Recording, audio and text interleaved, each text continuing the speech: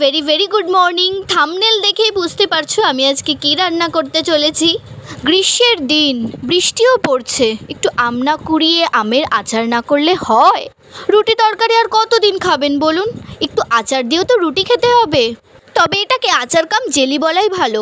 রুটি, পাউরুটি, ভাতের শেষে ডেজার্ট সব হিসেবেই খাওয়া যাবে। আমি এখানে 3টে আম নিয়েছি, তোমরা 4টে 5টা 6টা যত খুশি নিতে পারো। সেটাকে ভালো করে ধুয়ে খোসা ছাড়িয়ে নিয়েছি। সো দেখতেই পাচ্ছ আমের খোসা ছাড়িয়ে গ্রেট করা কিন্তু আমার একদম হয়ে গেছে। আর হ্যাঁ, অবশ্যই সর্ষের তেল ব্যবহার করো। যে যতটুকু আম নেবে ততটুকুই সর্ষের তেল নেবে, ঠিক ততটা পরিমাণই ফোড়ন ব্যবহার করবে। দেখেই নিয়েছো কি কি ফোড়ন দিয়েছি, শুকনো লঙ্কা আর 5 ফোড়ন। ব্যাস, খুব সোজা, আর কিছুই না। গ্রেট করা আমগুলো সেই তেলের মধ্যে ছেড়ে দিচ্ছি।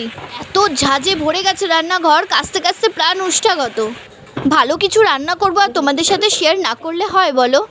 আর নুন মিষ্টির ব্যালেন্সের জন্য সামান্য নুন তো দিতেই হবে, তার সাথে দিয়েছি কালারের জন্য সামান্য হলুদ। ব্যাস, ভালো করে নাড়তে নাড়তে দিয়েছি 1 বাটি চিনি। তোমরা যে যত মিষ্টি খাও তেমন দিতে পারো, এর স্বাদ কিন্তু একটু টক মিষ্টিই হবে। তোমরা 1 বাটির জায়গায় 2 বাটিও দিতে পারো। এটা কিন্তু টক আমের জেলি, আচার নয়, তাই জেলির মতো থকথকে হবে। আর যদি নাড়তে নাড়তে তলায় ধরে আসে তখন প্রথমেই সামান্য জল দিয়ে নাড়বে। দেখো, তোমাদের সাথে বকবক করতে করতে ক্যারামেলের মতো জল বেরিয়ে এসেছে চিনি থেকে।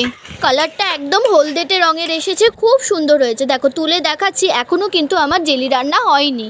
আরও একটু ফুটবে, আরও একটু ঘনত্ব বাড়বে। অবশ্যই বাড়িতে ট্রাই করে পাউরুটি দিয়ে খেয়ে জানাবে এই জেলি রান্নাটা কেমন লেগেছে।